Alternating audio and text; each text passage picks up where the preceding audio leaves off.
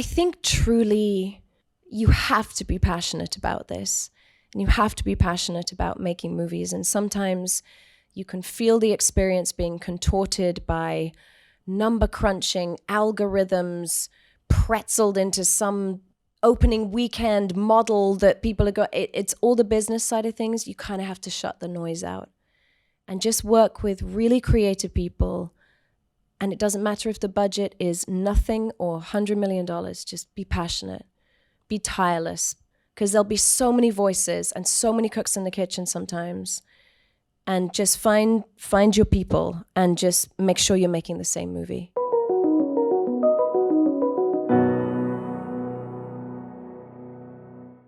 So I'm not going to waste any time right now. Please join me in welcoming to the stage Emily Blunt.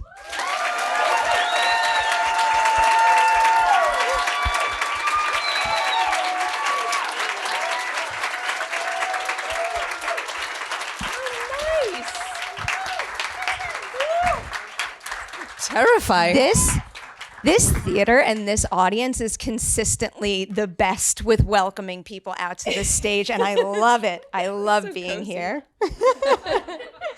So we're doing a career retrospective. Yeah. I get the opportunity to start at the very, very beginning. What is the movie you saw, performance you saw, personal experience you had, you name it, that first made you say to yourself, I have to be an actor? I feel like my dad was always going to the, it was called Gogglebox, a video store. Do you remember Gogglebox? And my dad would go to Gogglebox and get really inappropriate films, for all of us to watch. So I feel like one of my first experiences was watching Jaws at the age of 7. And, he would just pitch that it was for the whole family, but it really was for him. And we would just be terrified. But Jaws is still my favorite film. I must have seen it 35 times. I love the film. And the more you see it and the more you kind of learn about how extraordinary it is, you realize it's nothing to do with the shark. It's about those 3 men trapped on the boat together and what they do to overcome their fears. And it's amazing. So I think that was one of my first memories. My mum loved Westerns. I remember watching Shane and just weeping. I remember Old Yeller was classic. Loved Old Yeller. So those were my first memories of, movies. It's a good trio right there. I'll take that. Random, but a little bit, but that's what's exciting about this industry is we can have so many different kinds of stories. So you identify the dream to become an actor. At that point, what did you think was step 1 to becoming a working actor? And now so many years later, would you recommend that as a first step to an aspiring actor, or did you find something more effective along the way? I mean, I'm a huge believer in dreams with purpose. I'm all about it. It's just a better term than ambition. I wouldn't say I had this burning desire. I think to be honest with you, my mum was an actress and she had too many kids and a very busy husband. And I think she sacrificed a lot and regrets a lot, So I don't think I had this sort of rose-tinted view of it. In fact, I think I saw that it was a profession that you needed to wear a helmet for emotionally, and that it was going to be, that it could be hard on you and hard on your soul, So I wasn't really planning on doing it, but I'm so grateful that I got this mad opportunity when I was still in school. The head of drama said, do you want to be in the class play? We're going to go to the Edinburgh Theatre Festival. And I said, yeah, sure, and I was 17. This would never happen these days, but one of the substitute teachers was in the show with me. And he was 45 years old, It's I was 17. And he called his English agent and said, you should come see this girl. And Roger is still my agent, So it was wild. And so I was still in school and he came to see the play and he said, I think you're really good and do you want to do this? And I guess maybe I entered into the industry without white knuckling a grip on a desire to succeed within it. I think I'd just seen that it could be hard, So I was like, I'll give it a go. And so I finished my exams and I started auditioning, and that was how it happened. And now, I mean, I'm so like ardently passionate about it that I can't believe I sound so cavalier in the entry of it, but because I'm obsessed with it and love it. And what the fuck would I be doing now? Like, what would I do? I'm completely unqualified for anything as well. I'm like the only one in my family that never went to university or anything. What happens when you love what you do so much? It's I feel true. the same way. It's true. A couple of follow-up questions. You said Roger is your agent and still is. We don't really talk about the agent-actor relationship a whole lot. So what is it that you saw in him back then that signaled to you he'd be the right partner for you? And does he still do those things now for you? Well, maybe that he wanted to hire me and wanted to sign me. Roger and Chris Andrews is my agent here from CAA. I have been with Chris since I was 19. I mean, I'm 40 now. I lean on them. They're a soft place to land. They allow me to make choices for myself. I don't think I've ever quite like listened to them when they're like, you should do this movie. And I wouldn't say I'm a good strategist. I think I just do what I really love.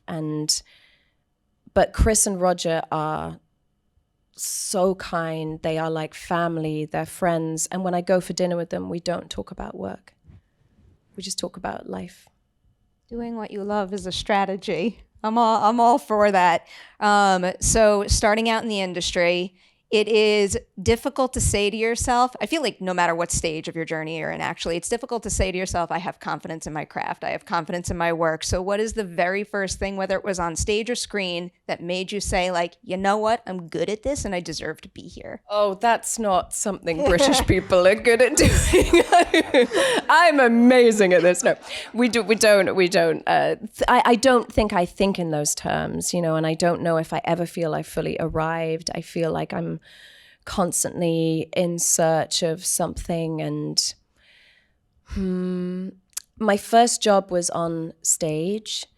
It was such an education. It was with the incredible Judi Dench, who was so inspiring, and like not only for her colossal talent, but the kindness and the humility and humor she had about it, you know, that she was so grounded and so authentic. And I was 18, I knew nothing. I hadn't trained, hadn't done anything. And she just was amazing and would invite me to her dressing room every night. And I was like, oh my God, there's Pierce Brosnan. Oh my God. Like, it was the best, you know.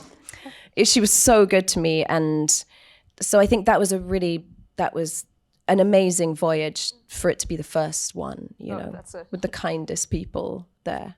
It's a big first. It's a big first right there. I wanted to go back to something else I remembered from what you brought up before. The idea of starting your journey maybe a little more casually and then all of a sudden discovering it was, you know, more of a passion and obsession. Yeah. Do you remember when that switch happened? What sparked that? I mean, it was really immediate. You know, I think as soon as you're doing it and you get that collective sense of joy and wonder and camaraderie, as you know, it's like, it's addictive, it's intoxicating, it's very insular. The only people who experience it are those doing it, that job, that particular world. You're bonded for life. I think it was the camaraderie, the unity of it that felt so extraordinary. And that became the thing I never wanted to let go of, you know. You've been surrounding yourselves with the best creative partners, ensembles, so you certainly haven't. I have to ask this question, given the room we're in right now. Do you remember the project that got you your SAG card?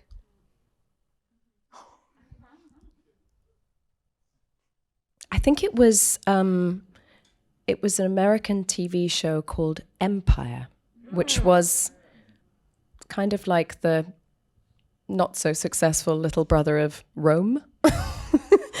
And Empire, I played a Vestal Virgin.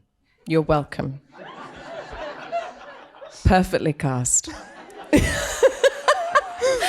And we shot in Rome for 3 months and I was 19 and it was just fabulous. I had time of my life. And that was my first SAG card. What did it mean to you to get your SAG card? Oh, it's incredible because you feel like you're welcomed into this whole new other world and this whole new other entity of the business, and that you're a part of it. Because I think in England, I don't know if anyone here is from England, but we have this phrase called tall poppies, where it's like if you grow too high, you kind of got to cut them down a bit, you know? So it's sort of like in England, you kind of, or you don't want to dare to dream outside of your country. There's like a chest beating pride about being English and all that stuff.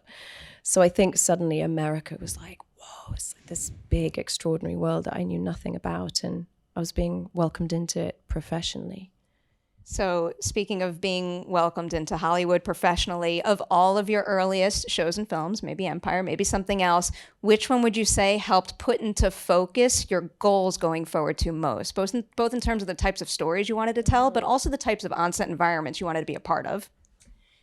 That's a great question. My first film was with the amazing Paweł Pawlikowski, and it's called My Summer of Love. It's a really obscure film. Most people haven't seen it, but it's beautiful. It was all improvised. There was like a sort of outline for it. And the way Paweł works is so free-spirited and collaborative and alive. I remember my audition for it, which was like the craziest audition I've ever had. And I'd heard it was sort of an improv audition. I was like, I don't know how to do that. I'm like, what is that? What is improv? And I went there, and he's wonderful, Paweł. He directed Ida and all these other extraordinary films, and he's Polish. I'm about to do a terrible Polish accent. I apologize to anyone who's from there. But he was like, okay, sweetheart, so you're going to like look out to the window and you see your dad and he's fucking his secretary, okay? And you look out and you're really, really mad. I want to get very, very angry and then cry and then pretend the whole thing is a joke. Okay, go. And I was like, and I remember leaving the audition and I called Roger and I said, that was so embarrassing and I'm never going to get that part. And then Paweł called, he went, okay, would you like to do it? And I was in, you know. And it was such a foray into the great unknown. Talk about like putting your feet to the fire.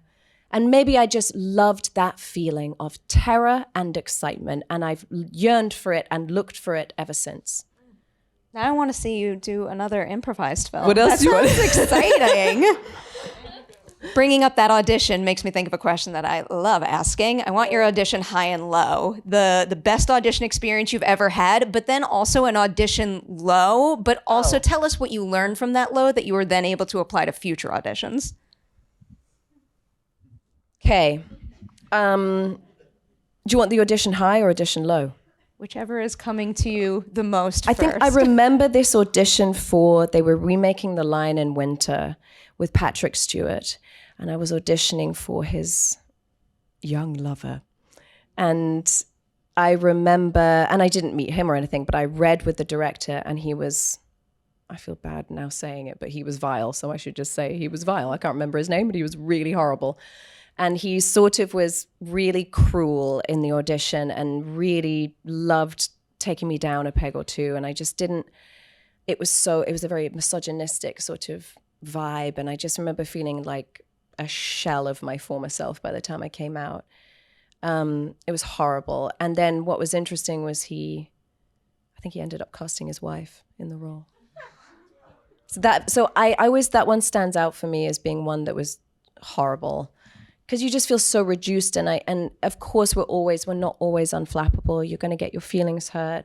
It's how it goes. There's an element of living in the trenches with this job sometimes, and it can be painful, and it can be as beautiful as it can be painful. And I was ready for that. I would, there's an element of bracing for impact a bit, sometimes with this job, but it was a bit of a low point. And then I think one of the high points was probably auditioning for Devil Wears Prada. That was a good one.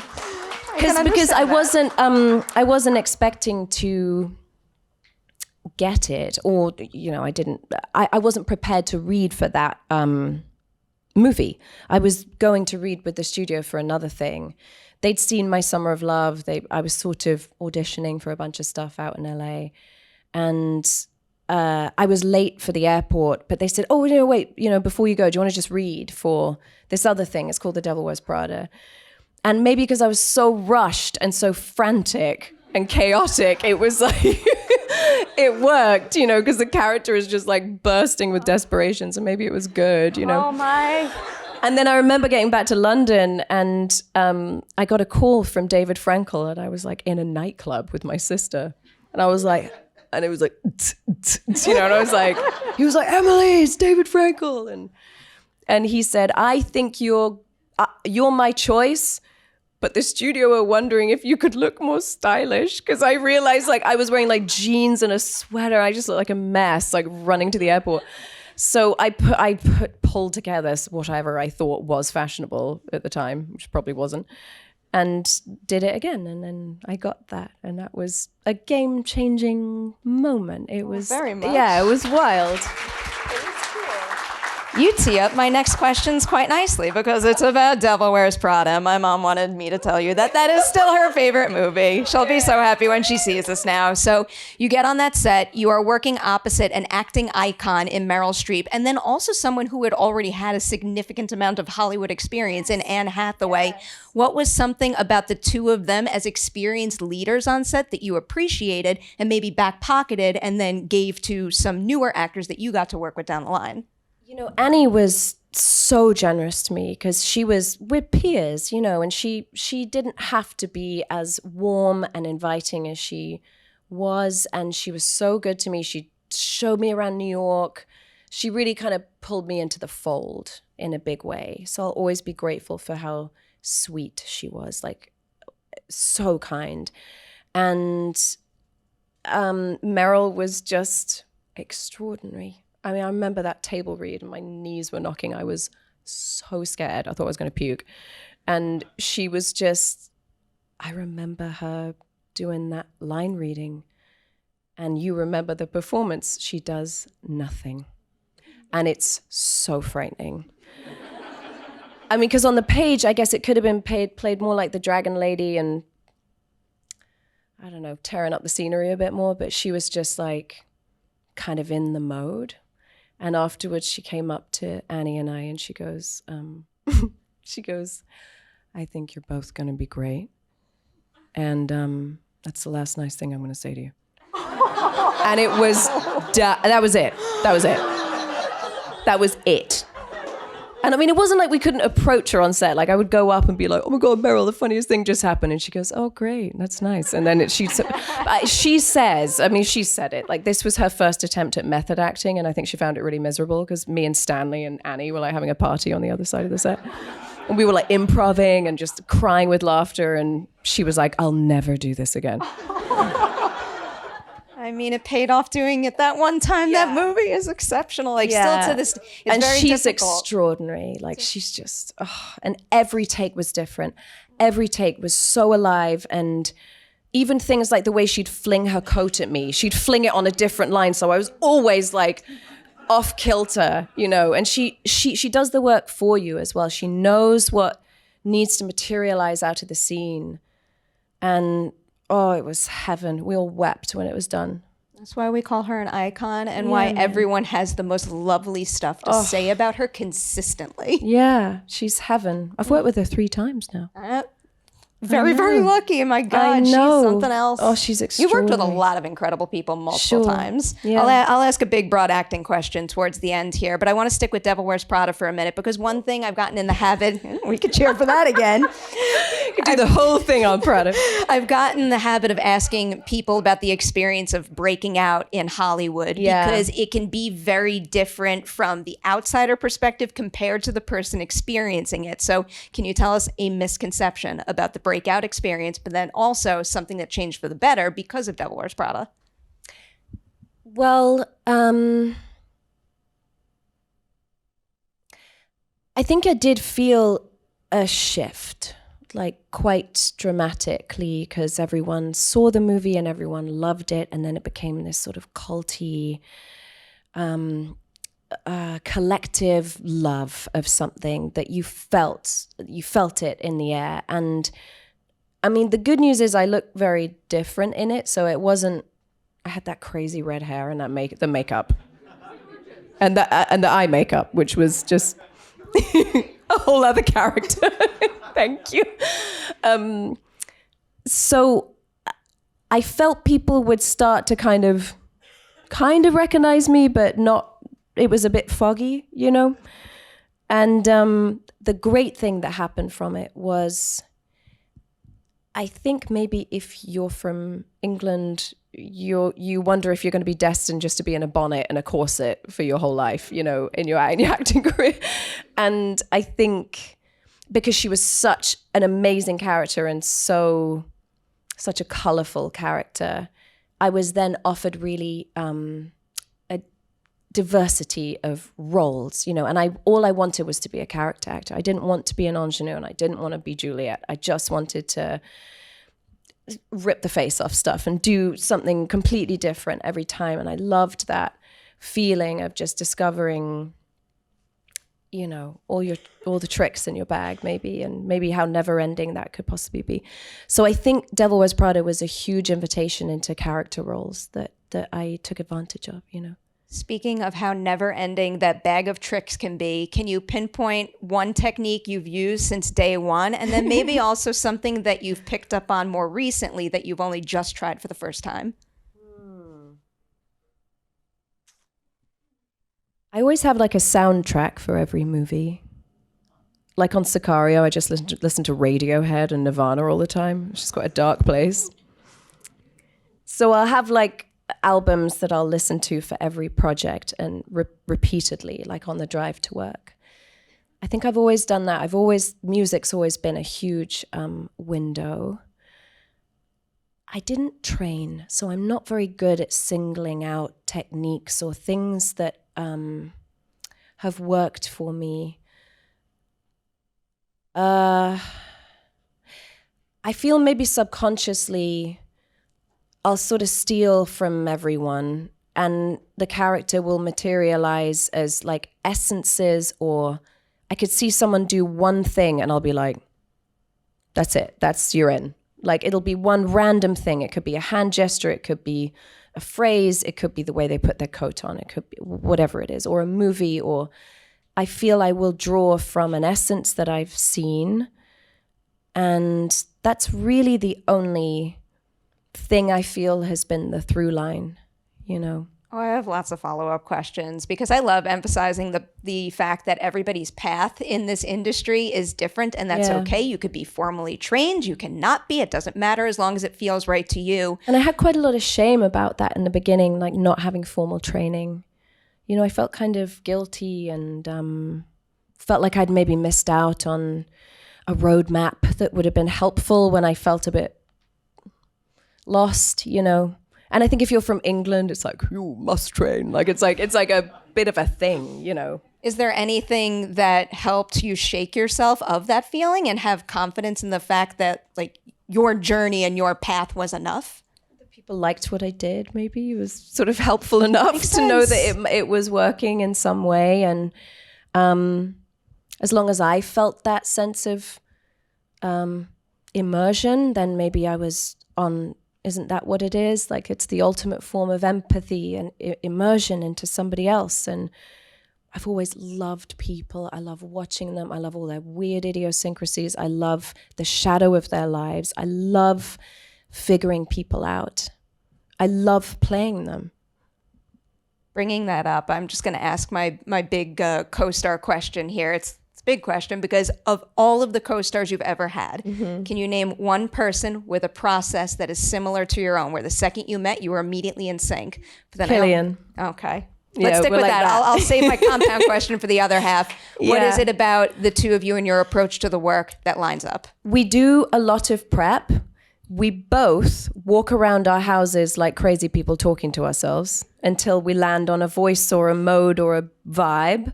I'll usually, because now I have 2 small children, I will rent an Airbnb for a couple of days and just walk around by myself talking. So I didn't know he did that also.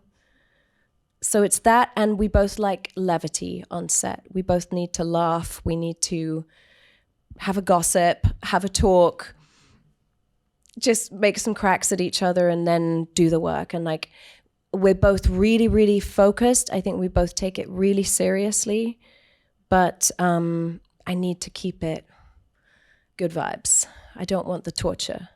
I understand that. You have some very heavy stuff on your filmography, so I'm glad you prioritize that. So the opposite half of that question now is, can you name another co-star who has a different approach to the work and challenged you to adapt and maybe try something new and for the better? Maybe Benicio. You know, his approach is really, it's really wonderful. I mean, I've worked with him twice and he's extraordinary because he's like a wild animal, you know, and he'll come in, he'll change all his lines. He'll cut 70% of his lines, they'll be gone. And I think he knows his true power.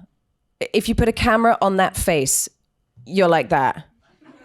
Like, you just can't stop being kidnapped and pulled in by him. And he's just, his choices are so left of center that they're so brilliant, they're so surprising, that he doesn't mind throwing the kitchen sink at it to see what sticks. I think it's his courage, and that he's always searching for something more interesting. Like, he doesn't want, even though he's passionate about watching movies, he's the kind of actor that you don't feel has seen too many movies. You know, he's like, he's weird like that. He's like, he's weird and wonderful. I think his process is probably kind of different from mine. It's the best kind of weird. Like, in the every world. time when we were on Sicario, because he'd always be cutting his lines, he'd be like, just give it to Josh, give it to Emily. You know, he doesn't want any of the exposition. Smart, real smart. Who wants the exposition? He was like, give it to Josh, he's good at that. There is an art to be able to deliver good exposition, though. I'll tell you, whenever I see that in a movie, I will always call it out and applaud that. Yeah. Not easy. It's not easy. Just rattle it off quickly. It's hard. The next title I wanted to touch on was Looper, because one of my favorite things in this business is when people start making filmmaking families and they add to those families. And that's what Rian Johnson has with folks like Ron Bergman, Steve Yedlin's incredible. Did you notice the fact that they had a shorthand and all of that experience, making that experience even more powerful for you, and then also in turn making the movie even better? It's amazing when you see people who've collaborated with each other so much. There's a secret language. They love each other. They're like soul twins, him and Steve, or him and Ram. Like, it's a wonderful thing to watch because it's a shorthand. I see it with Chris Nolan and Hoyte. It's just, they don't even have to say anything. They just sort of read each other, and it's really beautiful. And I think Looper was so. It was such a clever, provocative, rare movie with a completely rare and singular point of view from Rian. And I think I think maybe he was the first time I'd worked with someone who was that visual. And I remember some of those shots, and I remember suddenly being aware of what he was doing with the camera. Or maybe I was just becoming more and more intrigued about how a scene was shot. But I remember it being quite distinctive on Looper, just how he visually was creating this journey for you. Oh, follow-up questions. First, because I said Steve and you said Hoyte there, can you tell me something you appreciate in the actor-cinematographer collaboration that you hope to experience with more DPs in the future? Yeah, I mean, I've been so fortunate to work with some of these guys. I mean, Hoyte he's so wonderful, and I don't know how he managed to throw that enormous IMAX camera on his shoulder and film your face like your face is a landscape, and it's so loud. I don't know if you've heard how loud these IMAX cameras are. They are like, it's like bringing in a refrigerator, you know, it's so massive. But yet Hoyte, you don't feel him there. There's no ego, so there's no energy coming at you, you know. And Roger Deakins was another just absolute ledge, and he walks around like a Rolling Stone, you know. He's got like white shirt and the jeans, and he's very like, sits like that, like folded up. And he's just, and Denis Villeneuve is so passionate, and so you'd be like, oh my God, Roger, he's incredible. This shot is amazing. And Roger would be like, yeah, it's all right, isn't it? It's good, It's like, that's the vibe, and they're just amazing together. And I remember that there's a scene in Sicario between me and Benicio that it's when he puts the gun under my chin and he comes to my apartment at the end, and we were sort of reworking the scene on the day. And I think it's Roger's, it's when a cinematographer is so interested in the humanity of a scene. Roger's less interested in, like, even though he's a visual giant, it's what's in front of the camera that's of interest to him. At least that's what he makes you feel. And we came up with this idea for the scene, and I just looked over at Roger, who's always like the oracle of like, is this gonna work? And he was like that. And that's when we knew we had the scene, God, you've worked with so many incredible cinematographers. Oh, so lucky, yeah. Going back to what you were saying before about like learning a little more about the behind the scenes of movie making along the way. I've got 2 questions about that. First, I love asking this one as well. What is a seemingly silly question you had when you first started out about how movies are made that you wish you had the courage to ask sooner and would encourage more new actors to be able to ask? About making a movie? About what it takes to make a movie. Because I feel like a lot of people out there are like, what's the difference between like the variety of producers? What's a best boy? There's a lot of questions that someone might think they should know, and therefore they're afraid to ask. I think truly I really believe it's about passion. You have to be passionate about this, and you have to be passionate about making movies. And sometimes you can feel the experience being contorted by number crunching, algorithms, pretzeled into some opening weekend model that people are going. It's all the business side of things. You kind of have to shut the noise out and just work with really creative people. And it doesn't matter if the budget is nothing or $100 million. Just be passionate, be tireless, persevere. Because there'll be so many voices and so many cooks in the kitchen sometimes. And just find your people and just make sure you're making the same movie. Such a good tip to give. Really? I mean, isn't that what is at the core of every good movie and show? Adding to that a little bit, because I know you're getting into producing more and more, has the recent producing experience made you more aware of any single element of the production process than you were before? Yeah, I think I've probably been much more exposed to the behind the scenes of, all that side of things. And sometimes it can be ugly, and sometimes it can be wonderful. It can be a true collaboration with your partners who are making the thing with you. And I think I've really seen that I've had to find real patience in myself as well.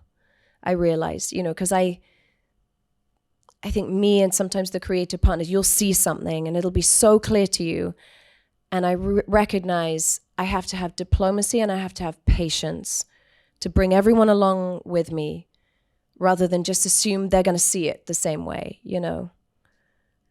I think maybe that's the main thing I've realized. That's another good one too. All right, next up on my list here, to get into some of the physical challenges of taking on a role. You probably know where I'm going with this one. Edge of Tomorrow. Yes. My God, what you had to go through in that movie. What tip would you give to another actor out there who is about to jump into such a physically demanding role like that? Make sure it's with Tom Cruise. Oh, it's fair. It's fair. Give yourself time. I was there at like 28 years old thinking, it won't take me long. 3 months of hell before my body changed. It was just 2 workouts a day, 6 days a week.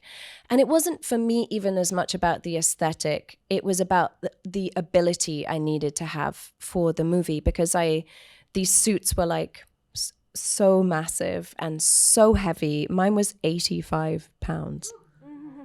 And I remember the first time they put it on, I just started to cry. I just started to quietly panic.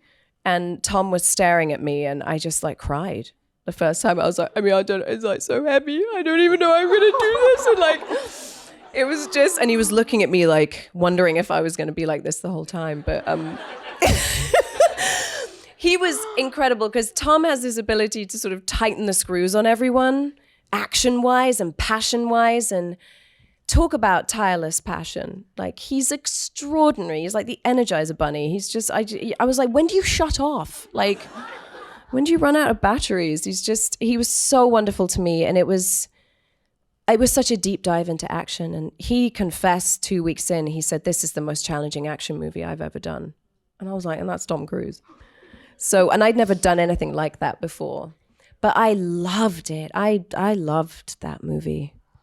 I loved it. I mean, it's a special movie that people keep talking about and wanting more of. I might have a question in those cards about that for later.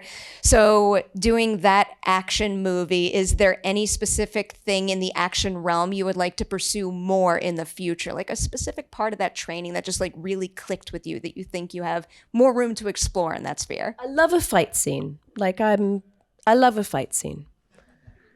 Like, I could do without high-flying stunts, like landings and stuff in a massive exosuit. I'll be like, the stunt doubles up, you know? Because I did that, and I still shake my fist at the air sometimes at Tom Cruise because I have a rib injury from that movie that, you know, you'll live with this stuff. And I took a spill on that movie where I was doing some aerial thing through the air with my legs like that, and I was supposed to land on my shoulder like that, and I landed like that, and my legs went hook over my head. So I'll be driving and the kids will ask for something and I'll turn too quick and I'll feel it go out. But so I feel aerial stuff, I'm not great with heights.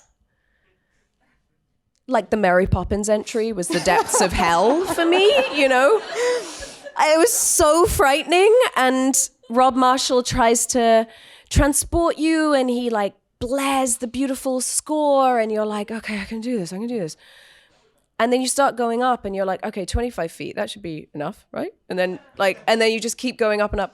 And I just have this memory that if I looked down, Lin-Manuel was like that big. And if I looked out, I was higher than the trees. And so I just remember just hanging like that. Just like waiting to go. And then, because he wanted it to be all in one shot, you come down on the wire and you walk straight into your close-up, like effortlessly. And so I did it 3 times. And then I don't know if you guys have experienced this with when tolerance runs out, it's like it snaps in half and it's done. And I did 3 takes and Rob is like, okay, and I went, nope, I'm done now. And he goes, okay, we got it. Okay, it was like, it snapped, I was done. Oh.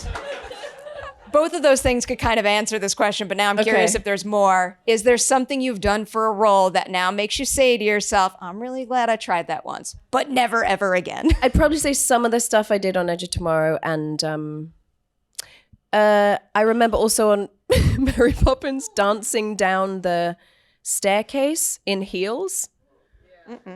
And I had the massive skirt, and I couldn't see the stairs, and also I'm a bit blind without my glasses, so everything was green. The whole world was green. And I was really wobbly trying to get down those stairs. And then one of the amazing dancers, great tip, guys, if you're doing a dance number down some stairs. So if this is the stair, and that's the back of the stair, she goes, just whack your heel against the back of the stair every time, then you know you're on it. And I was like, and that did help me. But I remember Rob, he'd speak on the microphone, and I was like, he's one of my dearest friends. Like, I'm making him out to be, he's tough on me, but he's literally the uncle of my children. And he was on the microphone and he goes, okay, one more. And I go, I'm terrified. And he goes, I know, I can see it in your eyes. Okay, action. And it was, and then I had to like prove him wrong, you know. I was like, amazing. I love the stair tip too. Does that work when you're just walking down the stairs? Yeah, if you've had a bit too much to drink, hit your heel. You're going to see me at fancy events. I'll be the one kicking the stair the whole way down. Yeah. So here's a question that I came up with inspired by your Howard Stern interview. It was from 2 years ago. I think it was the point of the conversation where you were talking about Edge of Tomorrow, and you were talking about how challenging it could be to have authority on set as a woman in this industry. So 2 questions about that. First, do you remember the very first time on set where you felt the power of your own voice, that you could use it to change something for the better, either in front of or behind the lens? I mean, Edge of Tomorrow was truly, and I anticipated it being boys' club. There were so many male producers on that movie, and Tom is such a startling force in his own right that I really thought I would not be brought into the interior creative world on it. And I have to credit Tom, really, is that he had me at every script meeting, every decision that was made creatively on that movie. It was my first experience of getting to write something with everyone. And Doug Liman's so awesome and free as well. So he was like, the best idea wins. There was no ego. There was no agenda. It was just such a massive movie. And I never thought I'd be in the room, where it happens, literally. And so it was, that was my first experience with it. And then I realized that I could be of value story-wise, and that I had some ideas that I shouldn't. The tricky thing is, you guys know, it's like sometimes you feel you have to kind of do the dance to be heard, and the dance can be a bit tedious sometimes, and sometimes you wish you could be a bit more direct, and especially if you're a woman. And I think I felt for years I played that thing of like, are you open to some thoughts, and now I'm sort of like, I got an idea, and I hope people will listen. And you're taking control as an executive producer now on a couple of things. So that's my next question. What is something you strive to do for your casts and your crews as a producer? And also, what are the most important stories for you to tell in that role? I think when it comes to working on set, because you all know, it's like actors are an amazing mad bunch. There's so many different personalities, and I really have always believed that people reveal what you expect of them.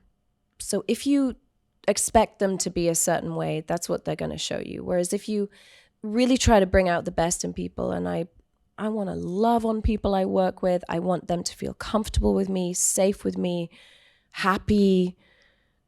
I think you can bring out the best in people if you just be loving, be empathetic, be understanding that everyone's scared, everyone's nervous, like, we're all going to have wobbly days. And I think if we can make it more of a collective experience, and it's really joyful, it can be really joyful. I feel sometimes I've been warned about actors, and I'm always like, oh, I loved them, and I think maybe don't listen to people warning you about people, sometimes it's just like, have your own experience, Sometimes just genuine, like, human kindness at the core can make everything better. Yeah. So I don't want to move on without talking about this title, A Quiet Place, which, like, yet another one that I can't stop watching. We can definitely applaud for that one. Is there anything about making a movie like that where so much of the focus is on your physical performance that you found influencing your work after, even if something is a little more dialogue heavy? I mean, I'm not sure if I can name exactly how it's influenced me in the aftermath, but I mean, I've always loved the space between people and the silent moments, and so exciting. It doesn't always have to be a sort of rat-a-tat dialogue scene for it to be thrilling to me. Some of my favorite moments from cinema are in the quieter moments, So it was really wonderful, not constraining at all, strangely really exciting working like that.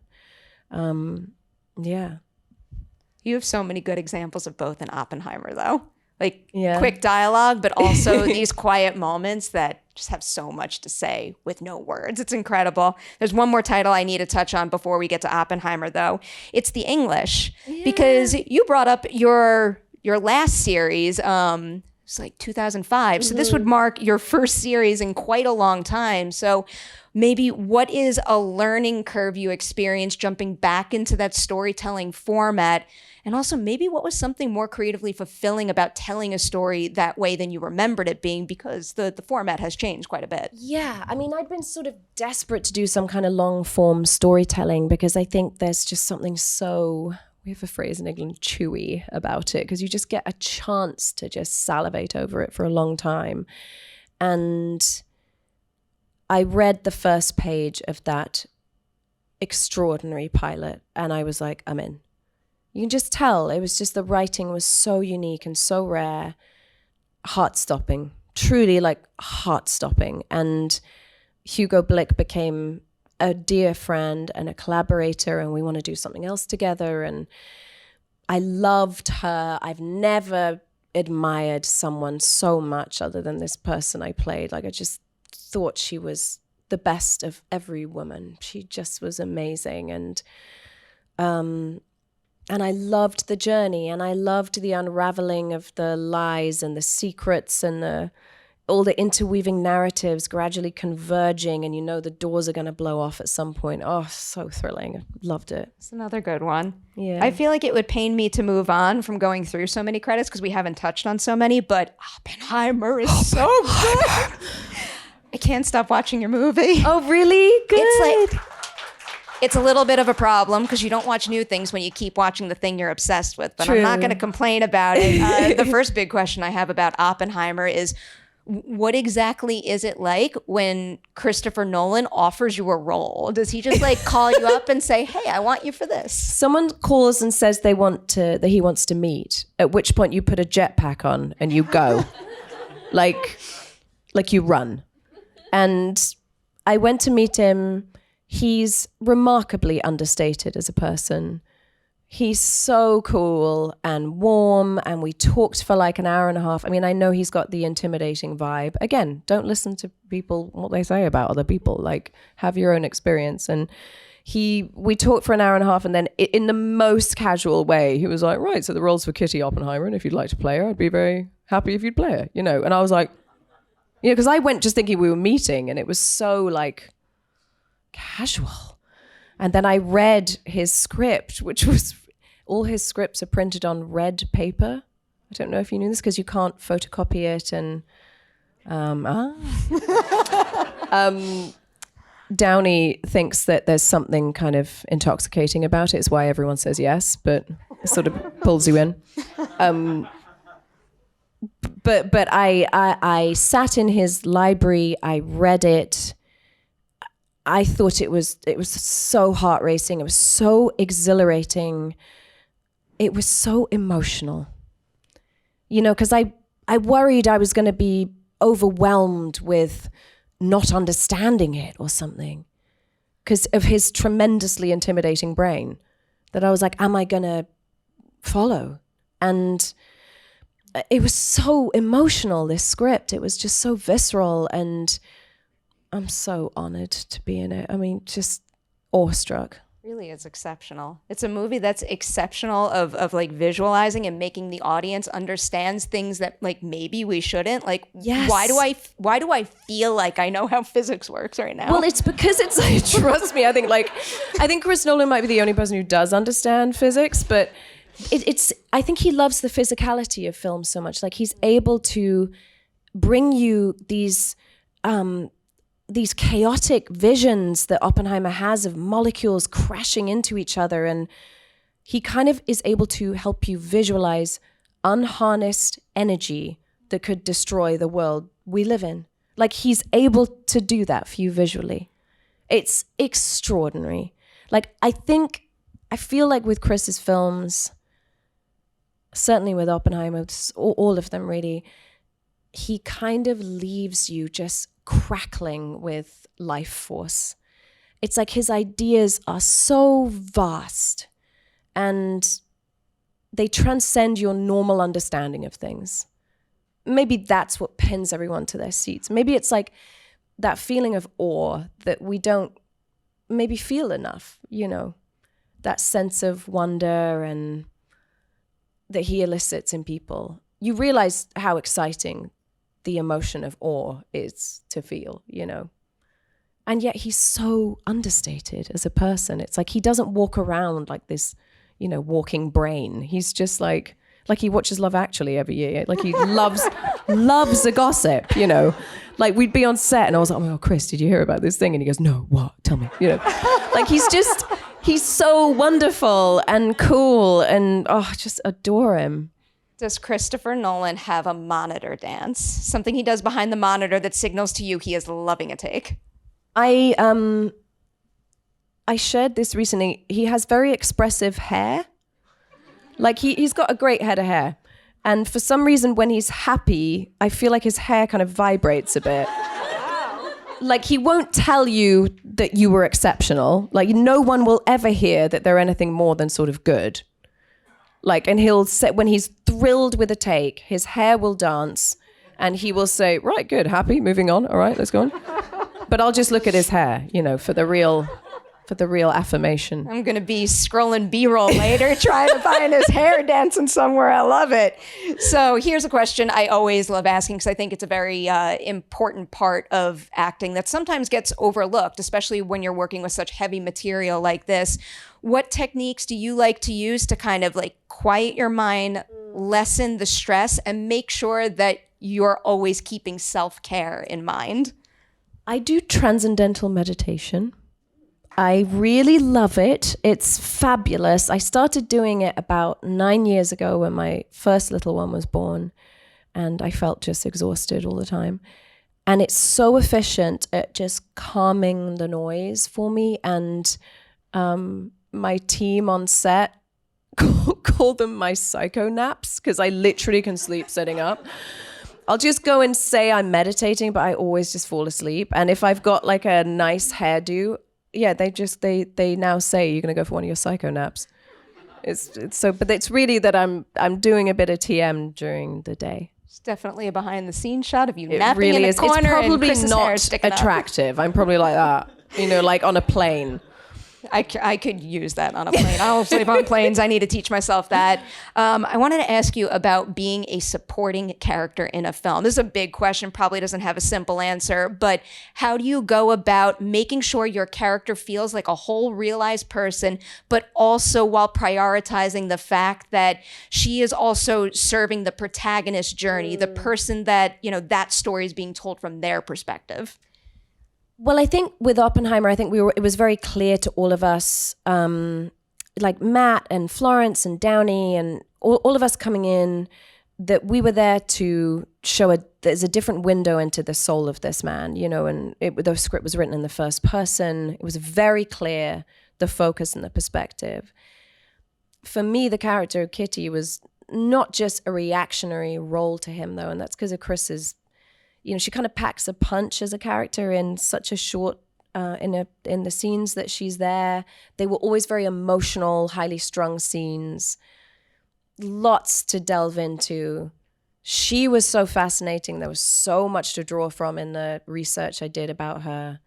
My favorite was, like they said about Kitty, who wasn't terribly well liked at Los Alamos because she was, you know, not the easiest.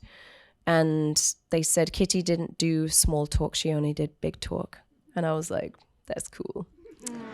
So that was a good in, you know, and I think it's really in the writing as to how much you can bring. The writing matters so much. And if there's nuance and detail and rarity, even in the smallest of roles, you're going to try and you will have something to sing, you know. A lot of this might come from the writing, but I feel like it is enhanced via your performance too. What is it like portraying her in a way where, you know, maybe you don't lessen those qualities that rub people the wrong way there, but you're also presenting her story, you know, from her perspective, where her choices and her actions are justified and backed by her history and experience. Yeah. I mean, I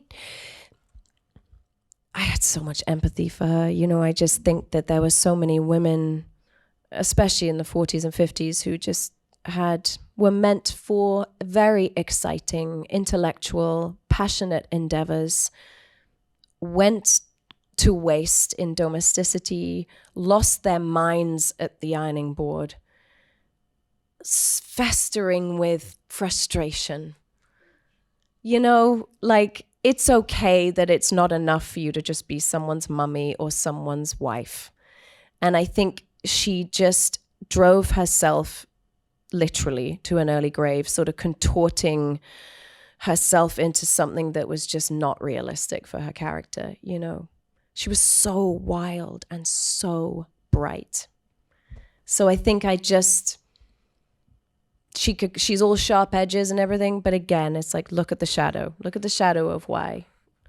feel the weight of that so much. Yeah. Is there anything else that you learned about her that we don't necessarily see or hear about directly in the movie, but you had to hold tight to that fact and now we could feel it informing your performance? I think, you know, even though most of the scenes Cillian and I have, we're like yelling at each other, but I think, you know, she loved him. She loved him so much and was a huge confidant for him. And I would think about maybe the conversations they'd have at night. I'd think about how much she probably rather remorselessly just pushed him forward. You know, it's like he was riddled with guilt and shame and trauma. And I think she was pretty straightforward about things. I think she was probably the tough customer he needed, you know. You feel that deep love. I feel like that's one thing that got further enhanced when I went back and watched it again because, you know, you see the places that they end up towards the tail end of the movie. But when you go back and you watch it over, those early scenes are like bursting at the seam with genuine love and affection for one another. Yeah, they were like two comets coming together. They were so powerful together. And then, and really the scene towards the end where she testifies is like, it's about protecting him. Because everyone's come in and just raked him over the coals and like no one has accepted their own accountability in it. So by the time I got to do the scene, I'd been watching everyone come in and not speak for him. So I think I was like simmering with rage by the time I got to do it, you know. That scene is exceptional. We have to build towards that scene because I got quite a few other exceptional scenes here. First thing I wanted to ask you about was, I guess this is kind of about reaction shots and being in the background and having that still have value, because in all of the interrogation scenes leading up to that, she is often sitting behind him. And I feel like someone out of focus. Well, yep. But someone could look at that and be like, oh, you're like, that's your easy day. You just sit there and you watch. But that moment and her being behind him needs to have the necessary weight. Otherwise, that end scene doesn't work. So how do you prepare for something like that? Just listening, really. Just listening, watching these men just tear them apart, really, and relish doing it. It probably is deepened by my like genuine, deep love for Cillian as a person, and I just love him so much as a human being, offset as well. And I loved his portrayal of Oppenheimer. I loathed to see people be stripped down. I loathed to see people reduced, you know. So I think it was just watching that for days on end was really potent, you know, and sad.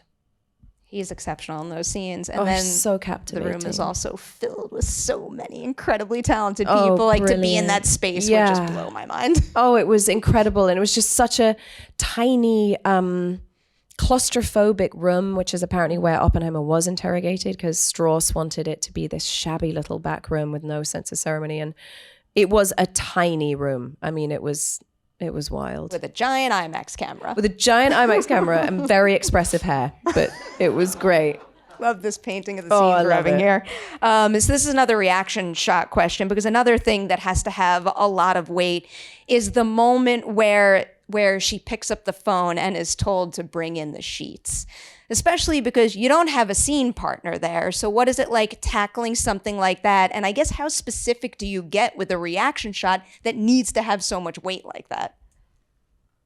I think really it was always just about that this is the most high stakes environment they were living in. The stakes were so sky high, just to even think about the enormity of what was happening. You just have to think about it. And that's all you need to do, really, you know. The scene is so good. The scene is so good. I have a whole list of wonderful scenes here. So first, I want to ask about the scene where you essentially yell at Cillian. I wrote the line down because this is one of my favorite line deliveries of the whole year. When you say, you don't get to commit the sin and then have all of us feel sorry for you that it had consequences. What was it like preparing for that particular moment, but also like finding the pitch perfect way to deliver a line like that where like I hear it and it cuts through? I mean, I loved doing that scene. It was one of those scenes where I feel like we were like rushed. We were losing the light. Even though Chris likes to keep all the chaos from you, I was just aware on the day that we didn't have long. Just slightly aware of it, of the tension building on set. And it's such a challenging scene for Cillian because he literally has to be sort of gibbering incoherently. And it's almost like when he tells me about his mistress, he forgets he's speaking to his wife. It's almost like he doesn't know, he can't see her, you know. So we kind of, you know, you stagger through it in rehearsals and you know it's going to start ratcheting up the more you do it. And I remember, it's not even in the movie, poor Cillian. Chris went, hit him. And I was like, oh, I don't know. And Cillian was like, do it. Because he likes it. I mean, not like, loves it. So Chris was like, he'll be fine, do it. And that, I just saw over the course of like 10 takes, that like very famous cheekbone just become even more prominent. And it's not even in the movie. It just says, so I slapped him and then I grabbed him. And I grabbed him by the neck, really, by the collar. And I think for me, the scene, yes, she is so hard on him and she's saying, people here depend on you, pull your shit together, basically. But it's also her hurt pride and how devastating I think it must have been that he's in this kind of state for another woman. He's gone missing, he's found cowering under a tree, that he's been reduced to this kind of state by someone else, by another woman. And I think that just hurt me so much. And so I guess that's what you lead with. And sometimes when you're as hurt as that, you're so angry. And I think that's really what materialized. So it wasn't just her giving his wrist a slap. Again, it's like trying to find ways of showing their love, really, or the love she had for him. And with that comes the hurt, you know.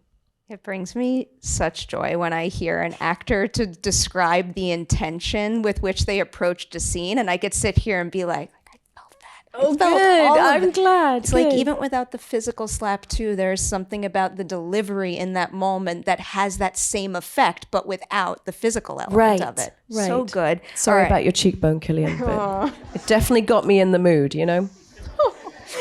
Testifying scene. Yeah. So that is just a performance feat. And there are so many different key subtleties in that scene that kind of shift the course of the conversation. When you tackle a scene like that, is it a moment where you kind of have to, you know, break down your script and know that at this point she's trying to turn the conversation in this way or this way?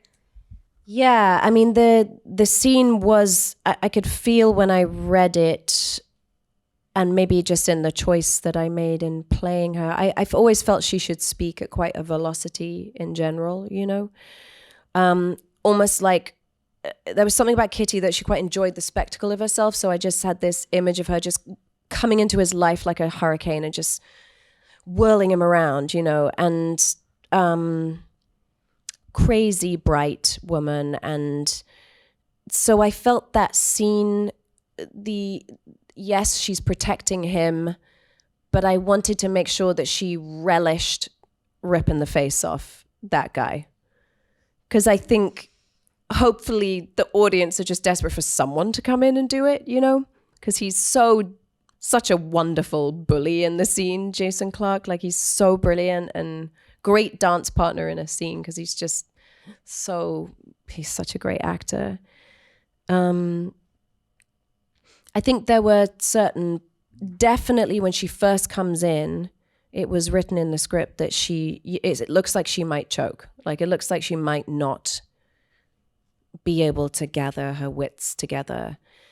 And at that point, the character, she'd really deteriorated, addled with a drinking problem, all kinds of other issues. And so I guess I felt that scene when I read it. It was like a reclamation of that brilliant brain, like coming back to life, you know, and what a moment of, because she's been perceived with such a lack of dignity by everyone at that point, And that was always there in the scene, that I knew it was the line where Rob goes something, I can't remember what he says, I'm sorry, but he says something about, do you not understand the question or something? And no, I can't remember what it was, but I said, well, it was just also very long ago, Mr. Rob, wasn't it? Long enough to have forgotten. And after that, and I knew, and Chris's only note at the beginning of it was, he said, don't be afraid of the turn. It can be very quick from, feeling unsure to sure. I think he liked that sort of turn for it to be distinctive. And I think he liked the pace of it at the beginning. Because really, she should relish intimidating him. She should enjoy it.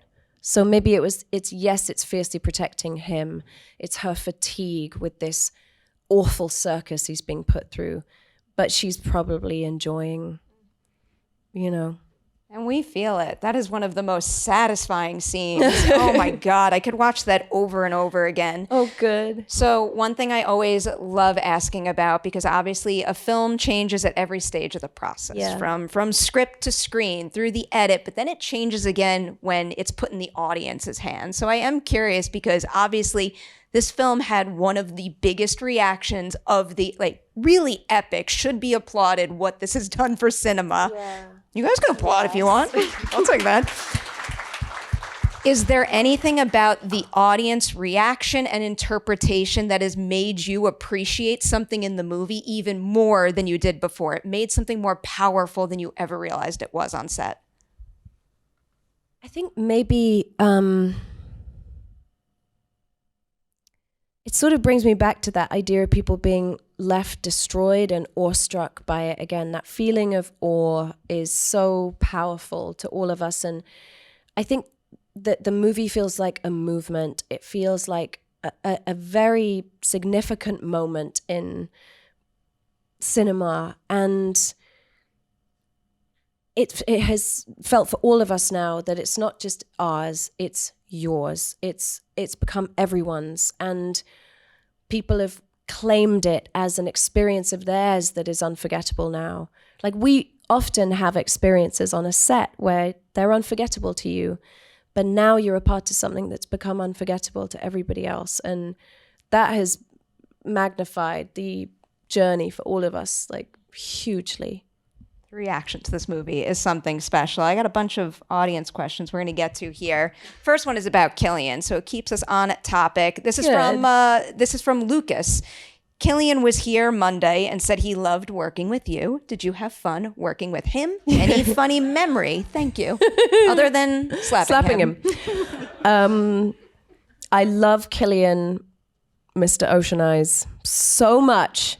He's an amazing scene partner. He's a wonderful friend. I think he's captivating. I just think he's mesmerizing in this role, and so mercurial, so interior, so clever. Everything was just such a masterclass watching him. I do have so many funny memories. He's going to kill me for telling this story. That's what we're here for. I was very concerned about Cillian's sleep when we first started shooting, because I just felt he had a monumental undertaking with this role. I didn't feel he had much joy outside of set. I feel like he went home, took a bath, learned his lines, went to bed. So I bought him this really fantastic pillow. I thought, that's a good start of shoot gift. I got him this amazing pillow.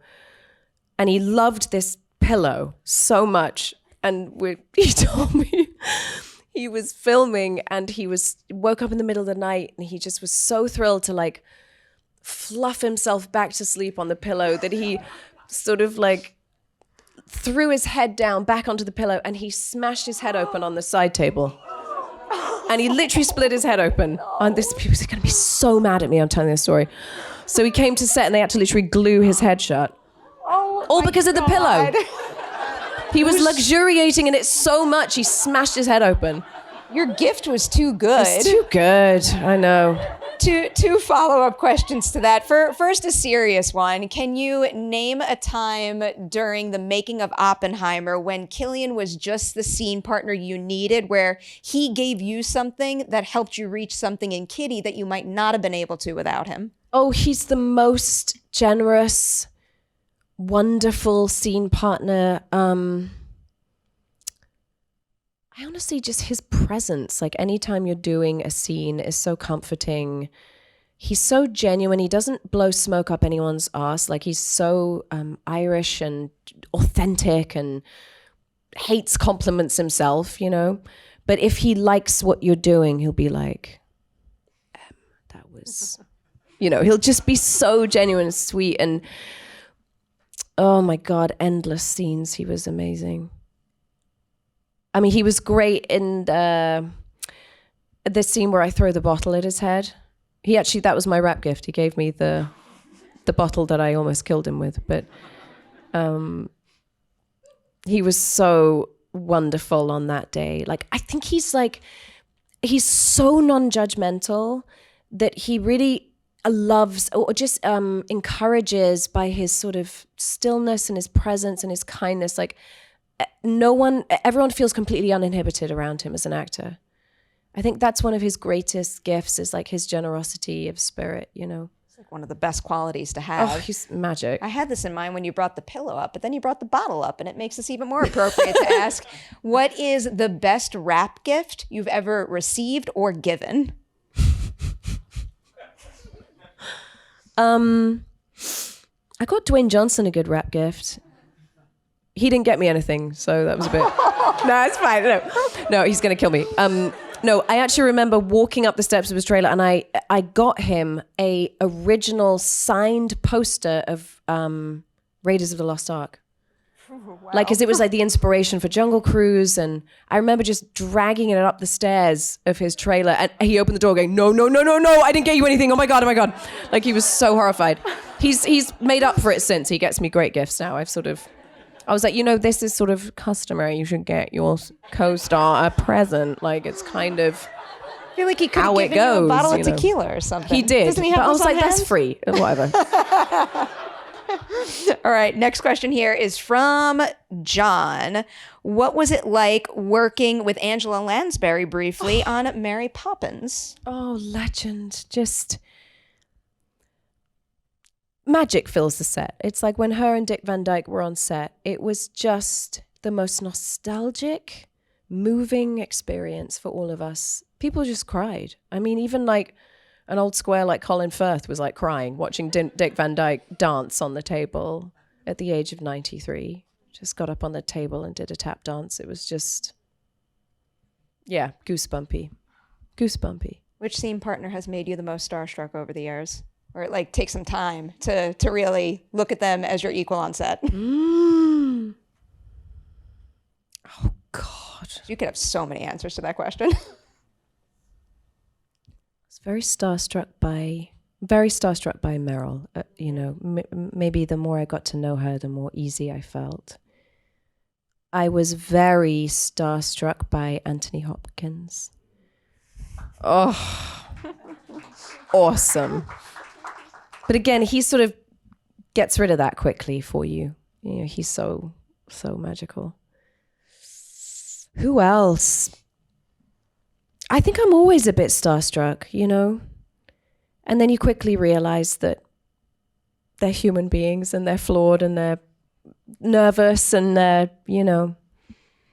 I think I'm always very excited to meet certain actors, you know, that are heroes of mine. That's the joy of this craft. Yeah. Having that nervous energy from meeting your heroes and people you admire, but then all of a sudden like gaining from the experience of working with them side by side. Completely. I love it. All right. This one is from Adam.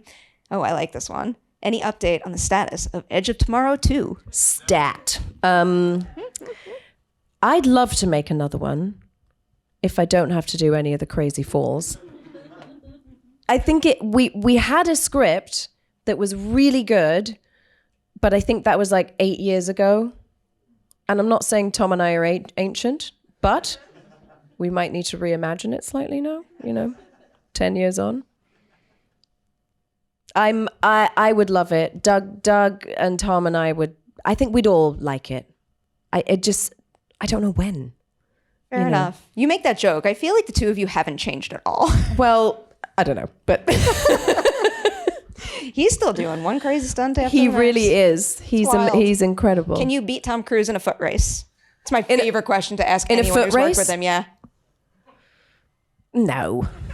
I don't think anyone can. No. All right, this is from Kayla.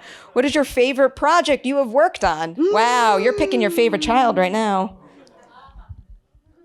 Because it's tough, because some of them are like euphoric, creative journeys that can be taxing but amazing. Some of them are just like a hoot, like The Fall Guy and Jungle Cruise were just, oh my God, like Neverland, joy bomb, like every day cried when they ended. Like we all wept when Jungle Cruise ended. So there's like that, but then there's also like an experience like Oppenheimer, of which the fingerprints of Oppenheimer are just going to be on me forever. I'll never stop being grateful I'm in it. The fingerprints of it are going to be on this industry forever. Oh, seriously.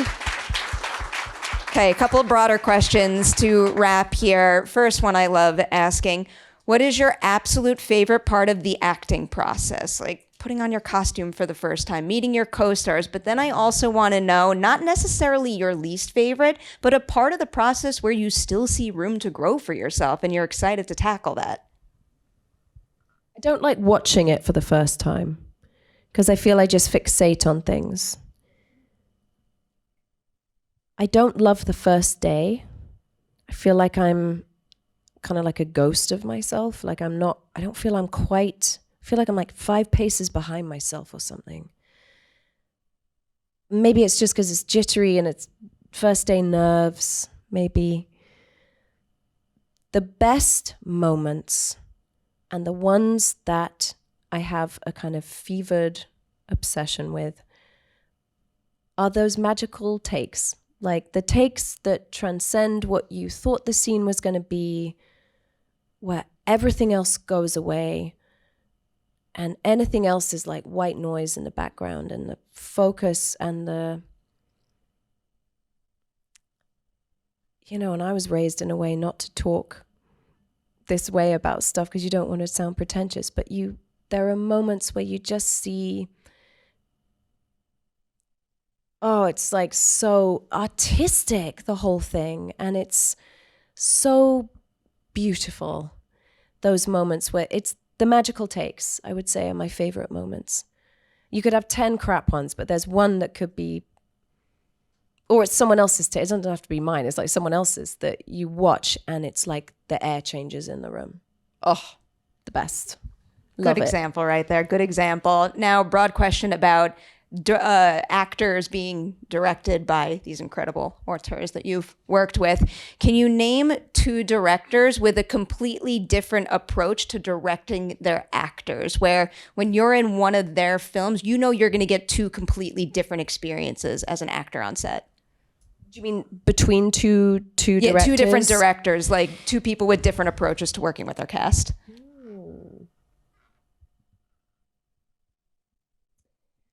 Oh my gosh. I think, there can sometimes be directors who are really purely led by the visuals. So I don't know if they're as focused on the performances. And that's sometimes not as fun. It's great when you find a director who is extraordinary at both. And I'm not just tooting his horn because I'm married to him, but I remember, because I didn't know if John knew how to direct, I'll be honest. Like, I know him as my husband, but I was like, do you know how to shoot this movie? Like, I was like, this could be a career ender for both of us, And I thought the script was so brilliant that he wrote, but I remember asking him, like, do you know how to shoot it? And he goes, I think I do. I was like, do you know what a lens is? Because I don't. And then day one, he was coming up with these extraordinary shots. And I was like, oh, it's like discovering they have like a superpower that you didn't know. And then, and he, because he's an actor, he's so brilliant with actors. And Chris Nolan and Rob Marshall, they're also wonderful with actors. It's directors who are curious. That's what I want. Be curious about what I might do. Give me 3 takes before you come in. I'll probably try and self-correct, you know. You can feel it when it's a sticky take. You know when you haven't landed it. So I think it's that just for a director, even if they've written it, which is probably harder because there might be some presupposed idea that you're trying to reach for. But like, be curious about it. Be interested, you know, something cool could happen. Going back to Oppenheimer briefly with that idea of all of the scenes that you did, which one afforded you the greatest opportunity to be curious? Which one changed the most from take 1 to what we see in the film? Actually, it could have been take 1. No, it's probably never take 1. But I think the scene under the rock with Cillian, that one with the you don't get to commit the sin. And then Chris said to me after the testifying scene, and I guess I've never asked him why, but maybe I should. He said that it wasn't, I played it in a way that he hadn't imagined. And I don't know what he thought it was. So maybe I should ask him. I'd be so curious because I can't see that scene any other way, obviously. Yeah, I'm not sure what he foresaw, you know, what changed. I'm not sure. Really big questions to end on here. One of the first things I love doing towards the end of a conversation like this is highlighting the promising future this industry has. So can you name something you've seen recently that inspired you personally and or gives you hope for the future of Hollywood? Maestro. I loved it. Oh, that Carey Mulligan.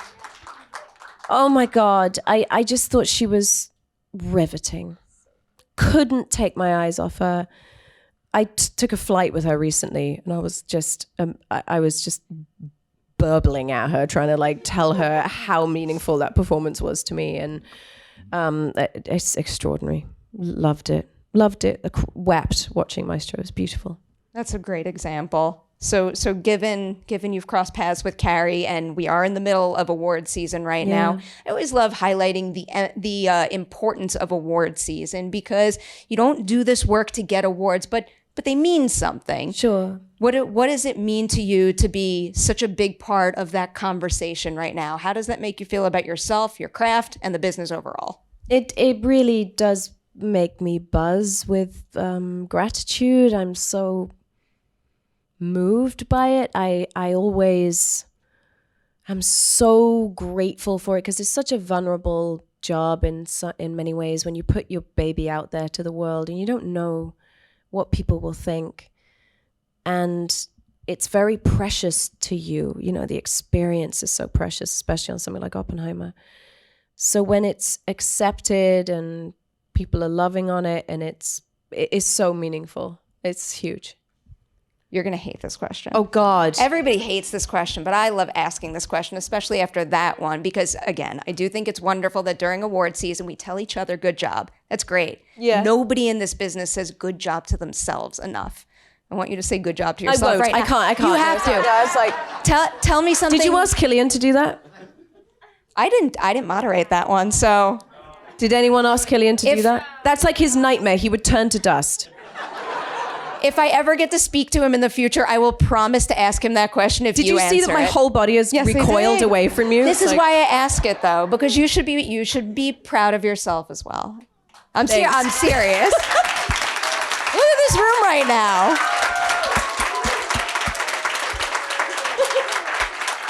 What is something you did in Oppenheimer you know you'll be able to look back on and say to yourself, damn, I am proud of what I did there?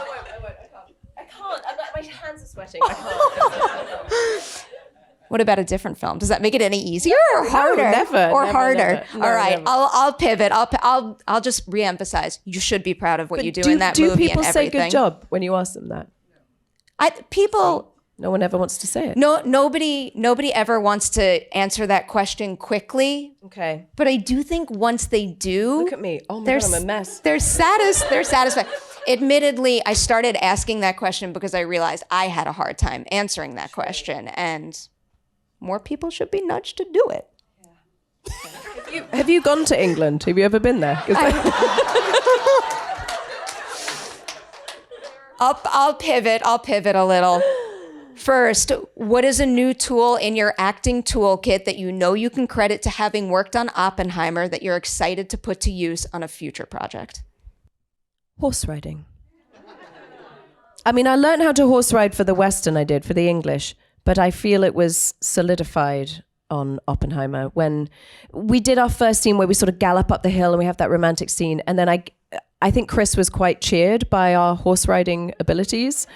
So he goes, I've actually got the camera car here. Do you want to just like sort of gallop across the desert? You know, and to me, that's like a dream. I was like, yeah. Cillian had not had that much experience riding. So I remember before we took off and I'd been told by the stunt people, your horse likes to race the camera car. So just watch out. And Cillian was behind me and they were like rolling. And Cillian went, please don't go too fast. But actually it worked because they just let me take off and he sort of got to pull the horse back. You know, it was like... You look like a pro in those scenes. Oh, I loved it. It was so exciting. It's impressive. It was really cool. So you have that skill. I'll end with this one here. What is something on your acting bucket list that you are eager to tackle next, whether it's a certain type of role, a skill, an acting technique you've never tried, you name it? You know, I grew up as a stutterer. I was a kid that stuttered really prominently for many years. And I guess I've always wanted to make a movie about one. I know they did it with King's Speech, but maybe something in a different tone, a different world. Because I think it's a plight that I clearly understand. And maybe it would be a bit traumatic doing it, but I quite like to play a stutterer. Keep promoting this movie and your work in it. You deserve all the credit coming your way. I'm going to say thank you for sharing your experience. This was wonderful. You should be proud of your work. Thank you, guys. I mean it. Thank you. Thank you all for coming out tonight. Much. So wonderful. Thank you.